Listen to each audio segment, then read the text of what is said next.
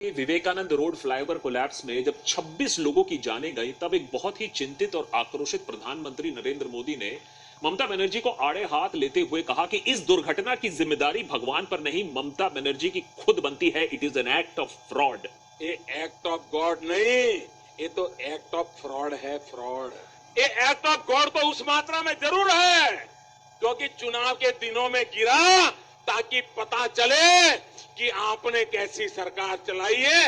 इसलिए भगवान ने लोगों को संदेश दिया है कि आज ये ब्रिज टूटा, कल ये पूरा बंगाल ऐसे ही खत्म कर देगी। हमारे देश में करप्शन कोई नई चीज तो है नहीं, खास करके कंस्ट्रक्शन प्रोजेक्ट्स में। आज से 40 साल पहले बनी कल्ट क्लासिक जाने भी दो यारो इसी मुद्दे पर बनी थी, जब कंस्ट्रक्शन के चलते एक ब्रिज इनॉग्रेशन के समय ही कोलैप्स कर जाती है। लेकिन 2014 में जब देश ने असली आजादी पाई तो देशवासियों को यकीन था कि अब करप्शन के दिन, खाने खिलाने के दिन चले गए। भाइयों बहनों, मेरा मंत्र है, न खाता हूं न खाने दूंगा। सब चंगासी। आज एक दशक बीतने के बाद सब चंगासी, सब नंगासी हो गया है और लोगों को समझ में आ रहा है कि कुछ खास मित्रों को छोड़कर सभी लात ही बस खा रहे हैं हमारे देश में। हो सकता है लोगों की यही बद्दुआ लग गई हो प्रधानमंत्री को, क्योंकि अब स्वयं भगवान मोदी के मॉडल स्टेट गुजरात पर कुछ खासा ही मेहरबान हो रहे हैं। शायद ईश्वर ने मोदी जी की सुन ली है और उन्हीं की स्टेट, उन्हीं की पार्टी की सच्चाई अब लोगों के सामने आ रही है। जो काम कैग, कोर्ट, विपक्ष, मेनस्ट्रीम मीडिया ना कर पाई, वो इंद्र देवता ने कर दिखाया है। हिमाचल में मॉनसून में करीबन 90 लोगों की जान जाती है। देश की राजधानी एनसीआर 2 घंटे में पानी में नीचे हो जाती है। पहली बारिश में करोड़ों रुपए से बने हुए नए रास्ते पॉटहोल जीवी बन जाते हैं। ये भगवान का संकेत नहीं तो और क्या है। इस सज्जन को क्या तकलीफ है भाई? तकलीफ मुझे नहीं, तकलीफ तो आम जनता को बहुत टाइम से हो रही है और अब तो ईश्वर का संकेत भी उन्हें दिख रहा है कि हमारे देश में बहुत कुछ गलत हो रहा है और प्रजा को अब सचेत होने की जरूरत है। उन पे जो राज कर रहे हैं 2-4 सवाल पूछने की जरूरत है। पता लगाने की जरूरत है कि हमारे देश में असली टुकड़े टुकड़े गैंग कौन हैं जो देश को और देश की इंफ्रास्ट्रक्चर को तोड़ने में लगे हैं, अपनी पॉकेट भारी करने में लगे। का पर्दाफाश करना देशभक्तों की जिम्मेदारी बनती है। और अगर अपने देश को टूटते हुए देखकर, लोगों को मरते हुए देखकर आप खामोश हो तो एक काम करो, देशद्रोहियों के रजिस्टर में अपना नाम दर्ज कर लो। नेता टाइप आधा काम मत करो, सब्सक्राइब के साथ साथ बेल आइकॉन भी दबाओ। गुजरात प्रदेश में लगभग 30 सालों से बीजेपी सरकार का राज चलते आया है। गुजरात मॉडल के दम पर नरेंद्र मोदी प्रधानमंत्री के कुर्सी पर विराजमान हुए थे 2014 में। लोगों ने तब सोचा था कि गुजरात मॉडल अब देश भर में फैलेगा। हुआ भी कुछ ऐसा ही है, लेकिन थोड़ा स्टाइल अलग हो गया। गुजरात के बडोदरा में गंभीरा ब्रिज का एक हिस्सा जो है उसने जल समाधि ले ली और साथ ही 15 लोगों की मौत का कारण वही बनी। अब जो रेस्क्यू है, सहायता, वो 1 घंटे बाद पहुंची। अगर टाइम पर पहुंची होती तो कुछ जाने और भी बच सकती थी। वैसे टाइम पर ब्रिज की हालत भी अगर किसी ने देख ली होती तो यह दुर्घटना होती ही नहीं। इंडियन एक्सप्रेस की एक डिटेल्ड इन्वेस्टिगेशन साफ तरीके से दिखाती है कि ब्रिज की हालत के बारे में Gujarat roads and building department को लिखित में बताया गया था, वार्निंग दी गई थी, लेकिन अफसरों को कोई डैमेज ना दिखा। बस बेयरिंग कोट डैमेज था, उसे बदल दिया, सब चंगासी। लेकिन कई लोकल पत्रकार जो वीडियो जर्नलिस्ट हैं, उन्होंने साफ नंगासी भी दिखाया था। साफ दौर से ब्रिज किस तरीके से खस्ता हालत में है उन्होंने वीडियो बनाकर सोशल मीडिया पर भी डाला था। मोरबी दुर्घटना के बाद हमने सोचा था कि कम से कम गुजरात राज्य सरकार की आंखों में थोड़ी सी शर्म होगी, लेकिन कंप्लेंट्स, वीडियो, वाइब्रेशन रिपोर्ट्स के बावजूद न ब्रिज को बंद किया गया न उसे ठीक किया गया, क्योंकि सरकार को किसी का डर तो है नहीं। और वरी नॉट, अब ये सब होने के बाद भी, 15 जाने के बाद भी इस हत्याकांड के लिए कोई जिम्मेदार नहीं ठहराया जाएगा। और वैसे में भी गलती तो कांग्रेस, नेहरू, औरंगजेब, बाबर की है ही। अगर वो ना चला तो सोरोस, सीआईए, आईएसआई वगैरह तो बैठे हुए हैं। लेकिन जब गुजरात के नए नवेले ब्रिज गिरते हैं तब क्या नेहरू को कोसोगे या पाकिस्तान में आप ब्लेम गेम ढूंढोगे? हटकेश्वर ब्रिज, अहमदाबाद, 100 सालों की लाइफ स्पैन वाली ब्रिज 5 सालों में फेल कर गई। 2017 में इस ब्रिज को बनाया गया था, 40 करोड़ रुपए की लागत से बनाया गया था। 4 साल में इसे स्ट्रक्चरली अनसाउंड डिक्लेयर कर दिया गया। कौन पनिश हुआ, कौन जेल गया, पता नहीं। हलवाड ब्रिज, मोरबी, एक और मोरबी में घटना। एक ब्रिज जो ओल्ड कोइबा और न्यू कोइबा को कनेक्ट करता है, वो 26 अगस्त 2024 को कोलैप्स कर जाता है। बनने के 1 साल बाद भारी बारिश हो गई थी। अब क्या गलती है, अब भारी बारिश में तो पुल चले ही जाता है, सबको मालूम ही है। मेट्रो फ्लाईओवर सूरत में, बड़े बड़े शहरों में ऐसा काम हो रहा है। मेट्रो फ्लाईओवर जब बन रहा था उस पर क्रैक्स दिख रही थी, इनॉग्रेशन से पहले ही क्रैक्स दिख रही थी, लेकिन उसे इग्नोर कर दिया गया। जब मेट्रो कंस्ट्रक्शन वर्क हो रहा था तो ब्रिज का हो गया सत्यानाश। और वैसे ही अंबेडकर ब्रिज मेहसाना में बार बार रिपीट में बोला गया था कि इस ब्रिज को रिपेयर की जरूरत है, देखरेख की जरूरत है, लेकिन कुछ नहीं किया गया। और एक जो हिस्सा है इस ब्रिज का वो धस गया, ढह गया। फरवरी 14 को उसका वैलेंटाइन डे हो गया। 2014 में बनी थी, स्ट्रक्चरल इशू जो थी उसको कभी एड्रेस ही नहीं किया गया। और यहां मैं 2022 की मोरबी सस्पेंशन ब्रिज दुर्घटना के डिटेल्स में जा भी नहीं रहा हूं, जहां 140 जाने गई उस ब्रिज पर, जिसे सिर्फ 4 दिन पहले रिपेयर करने के बाद फिर से खोला गया था। इस दुर्घटना के बाद गुजरात फाइनेंस मिनिस्टर ने अपने 2023 के गुजरात स्टेट बजट में 550 करोड़ रुपए एलोकेट किए थे for the reconstruction and strengthening of old bridges. वो पैसा कहां गया पता नहीं, क्योंकि ये सब करने के बाद, इस दिखावट के बाद जो ब्रिजेस हैं वो गिरती ही रही गुजरात में। अब बंगाल में, केरला में, पंजाब में ब्रिज गिरती तो बात समझ में आती है, ये सब लेफ्टिस्ट एंटी नेशनल सरकारें हैं, गोदी मीडिया को भी कुछ हेडलाइंस मिल जाती। लेकिन यहां तो गुजरात में, देश का जो मॉडल स्टेट है, वहां ऐसी ब्रिजेस गिर रही हैं। हम यहां तो ब्रिजेस अमेरिका के टक्कर में होनी चाहिए थी। 30 साल का विकास देखा था इन ब्रिजेस ने, फिर क्या हुआ? अब देखिए क्या हुआ, बहुत रिस्की है। सरकार से 2 सवाल आप कर लो तो आप पर केस हो जाता है, पड़ोसी आपको एंटी नेशनल बोल देगा, सोशल मीडिया में कमेंट्स आएंगे, इतना नेगेटिव क्यों हो रहे हो? तो जब सवाल ही नहीं होगा, जब जवाबदेही नहीं होगी, तो किसी का डर नहीं होगा, और डर नहीं होगा तो मचेगी लूट।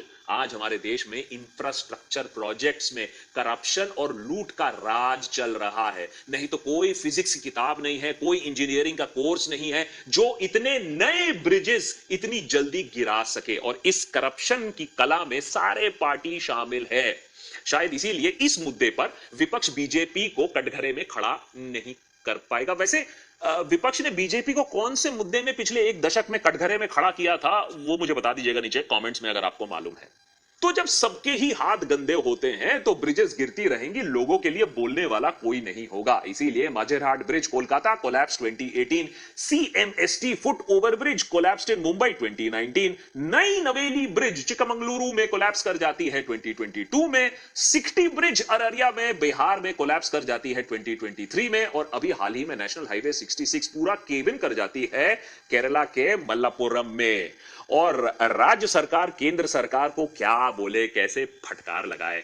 पिछले साल रोड ट्रांसपोर्ट मिनिस्ट्री ने यह बात मानी कि 21 bridge, 15 completed, 6 under construction, 21 bridge गिरी हैं नेशनल हाईवेज पे सिर्फ 3 सालों के अंदर। 2021 और 2024 के बीच में 21 ब्रिज गायब हो गई हैं। हाईवे की दरकार भाई सबको है, देश को भी है, लेकिन हाईवे टू स्वर्गलोक की तैयारी यहां चल रही है। गडकरी जी हाइपर लूप और हाइड्रोजन की इतनी बातें करते हैं, लेकिन कोलैप्सिंग हाईवेज ये वाली कौन सी टेक्नोलॉजी हमने लगा दी है हमारे देश में, ये समझ में नहीं आता। International journal structure and infrastructure engineering में छपे एक रिसर्च की माने तो पिछले 40 सालों में 2000 से ज्यादा पुल टूटे हैं हमारे देश में। और यह भी कि भारत में एक ब्रिज की average life span international average से काफी कम है। न्यूज रिपोर्ट्स की अगर आप माने, उन्हें खंगालें, तो आपको यह पता चलेगा कि पिछले कुछ सालों में ये जो गिरने की दुर्घटनाएं हैं ये काफी तेज हुई हैं और बढ़ी हैं। हमने रोड बनाने में स्पेस टेक्नोलॉजी का उपयोग किया है। स्पेस टेक्नोलॉजी से फोटोग्राफी होती है, मॉनिटरिंग होता है। लगता है रास्ते बनाने में और पुल बांधने में ऐसी टेक्नोलॉजी लगाई गई है जो हवा के एक झोंके से या पानी के बहाव से ढह जाती है। 2025 के पहले 6 महीनों में कई ब्रिज ढह गए, और पिछले साल तो बिहार ने वर्ल्ड रिकॉर्ड बना दिया जब 20 दिनों के अंदर 12, मजाक नहीं कर रहा हूं, 12 ब्रिजेस कोलैप्स हो गई। बिहार में सरकार बदल सकती है, लालू राज खत्म हो सकता है, लेकिन करप्शन नहीं हट सकता है। गोपालगंज और भागलपुर 2020, गया 2021, सहरसा बेगूसराय 2022, सुपौल अररिया 2023, दरभंगा पूर्णिया 2024, कोई भी साल आप उठा लो आपको ब्रिज कोलैप्स बिहार में मिल जाएगा। उधर राजस्थान में उद्घाटन से पहले ही रास्ता गायब। महाराष्ट्र में इंसान अपने हाथों से रास्ता उखाड़ रहा है, सुपर ह्यूमन। और यह है मिलेनियम सिटी गुरुग्राम खरबों करोड़ों रुपए का टैक्स जाता है यहां से है। The city never स्लीप्स। लेकिन बारिश ऐसा आया कि ये हाल हो गया कि लग रहा है कोई मिसाइल आ गया है और उसने इतना बड़ा खड्डा बना दिया है, पूरा का पूरा ट्रक ही भूमि प्रवेश कर चुका है। यूपी के बुंदेलखंड एक्सप्रेसवे को देख लीजिए, 15,000 करोड़ से बनी। प्रधानमंत्री ने इसको उद्घाटन किया, उसके उद्घाटन के 5 दिनों के अंदर दरार आ गई इस नए एक्सप्रेसवे में। ऐसे रस्तों का फिर नतीजा क्या होता है, आपके और हमारी जिंदगी पर क्या इंपैक्ट पड़ता है। 2018 और 2020 के बीच में 5,000 जाने गई हैं, ऑफिशियल आंकड़े बता रहा हूं, 5,000 जाने गई हैं हमारे देश में सिर्फ पॉट होल्स के चलते। और बाय द वे, इन सारे इंफ्रास्ट्रक्चर प्रोजेक्ट्स को फिर से बनाने का खर्चा आपके और मेरे पॉकेट से ही जाएगा, आपके और मेरे टैक्स से ही जाएगा। कॉन्ट्रैक्टर तो आराम करेगा। तो कॉकरोच की तरह जीते रहो, या तो कुचले जाओगे रास्ते पर, या फिर चुपचाप मरते मरते टैक्स भरते रहो। एक टाइम पर जावेद साहब ने खूब लिखा था, जहां रास्ते हैं वहां मंजिलें हैं तो मुश्किलें हैं। You get my point. अब सुनिए मध्य प्रदेश के पीडब्ल्यूडी मिनिस्टर राकेश सिंह क्या कहते हैं, जहां रास्ते हैं वहां गड्ढे हैं। अब सड़कों का जब तक सड़कें रहेंगी तब तक गड्ढे होते रहेंगे। अब ऐसे गड्ढे जीवी देश को किस तरीके से बदनाम कर रहे हैं, आप खुद ही सोचो। सोचो कि हमारे देश में मेक इन इंडिया कोई इंटरनेशनल कंपनी करना चाहता है, वो सबसे पहले क्या चीज देखेगा? वो सबसे पहले कनेक्टिविटी देखेगा कि भैया मेरी फैक्ट्री मार्केट से कितना दूर है, मेरी फैक्ट्री में सामान कितनी स्पीड से आएगा, सरकार ने किस क्वालिटी और स्पीड और रिलायबिलिटी की कनेक्टिविटी दी है। उसके बाद वो पावर देखेगा, बाकी इंफ्रास्ट्रक्चर, पानी वगैरह देखेगा। अब सोचो कि उसे दिखने को क्या मिलता है। उसे यह दिखने को मिलता है कि सरकार खुद ही इस ब्रेक इन इंडिया प्रोग्राम में शामिल है, कि सरकार खुद ही टुकड़े टुकड़े गैंग को चला रहा है। इस असली टुकड़े टुकड़े गैंग को समझने के लिए पहले तो अपने माइंड को थोड़ा खोलना पड़ेगा, आंखें खोलनी पड़ेंगी, और फिर पॉलिटिशियन बिल्डर नेक्सस को समझना पड़ेगा।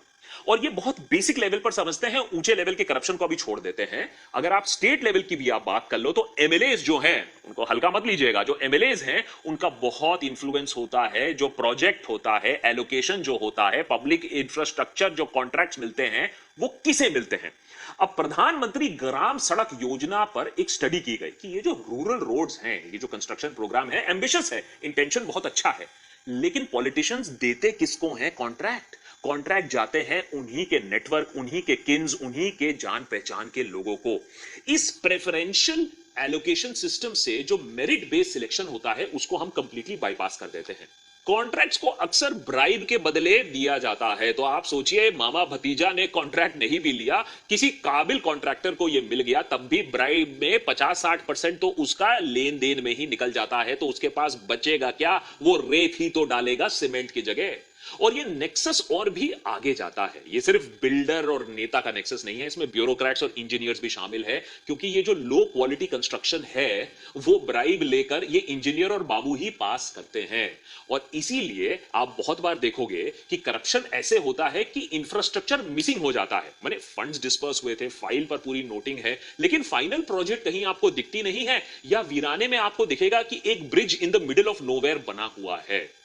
और ये जो प्रेफरेंस है ना, ये पॉलिटिकली कनेक्टेड जो कॉन्ट्रैक्टर्स को मिलता है, इसी के वजह से इंफीरियर मटेरियल भी उसमें लगता है, क्योंकि एजेंडा यहां एक साफ है, किसी को अपना नाम नहीं कमाना है, सिर्फ पैसे कमाने हैं।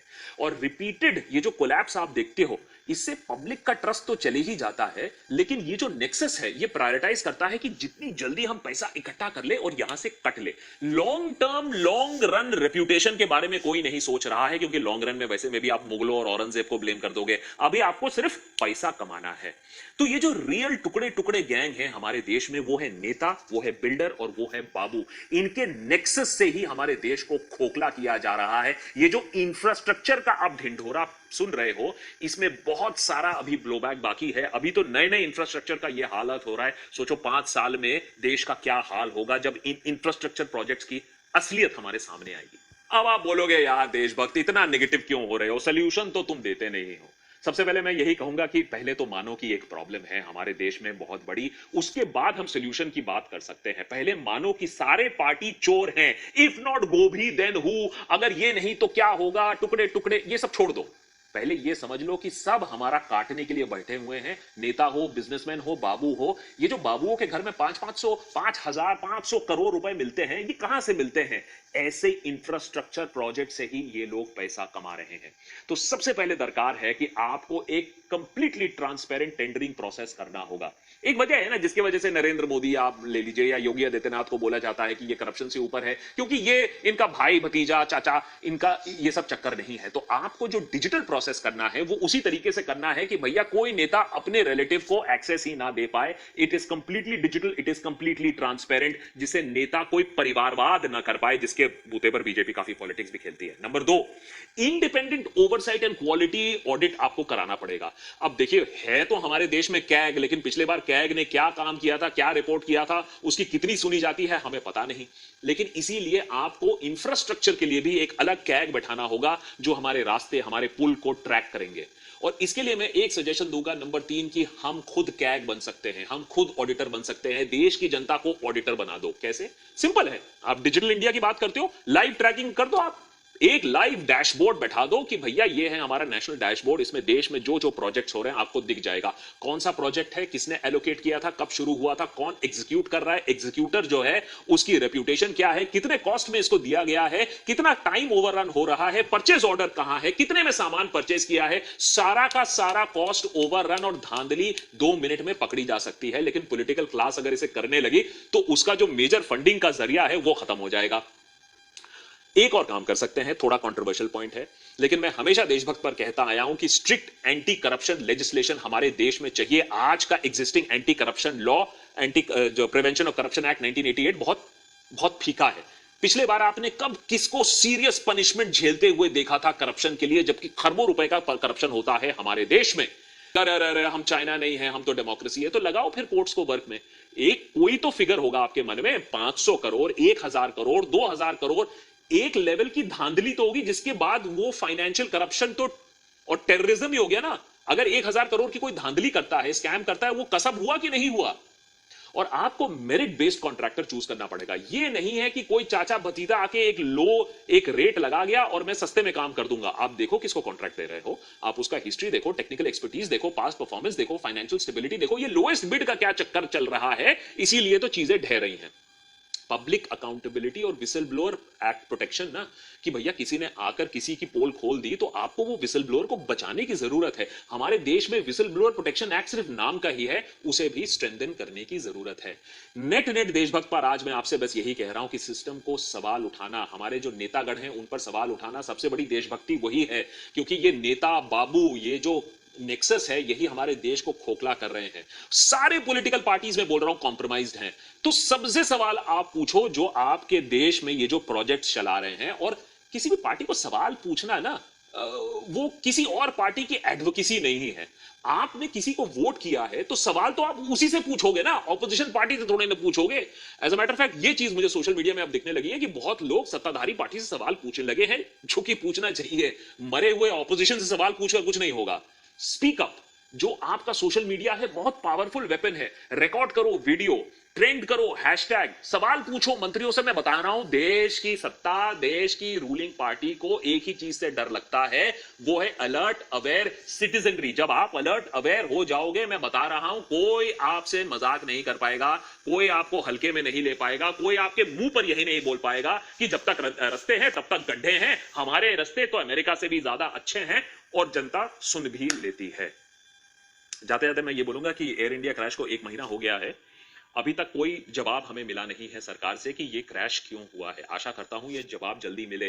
लेकिन जब तक आप लोग इतनी जल्दी इतना बड़ा क्रैश भूल जाओगे, हमारे देश के इतिहास में सबसे वर्स्ट क्रैश, उसको आप इतनी जल्दी भूल जाओगे, तो शायद सरकार भी इसे हल्के में ले लेती है कि ये जो इंफ्रास्ट्रक्चर की दुर्घटनाएं हो रही हैं, हमारा करप्शन जो हो रहा है, वो भी लोग भूल ही जाएंगे।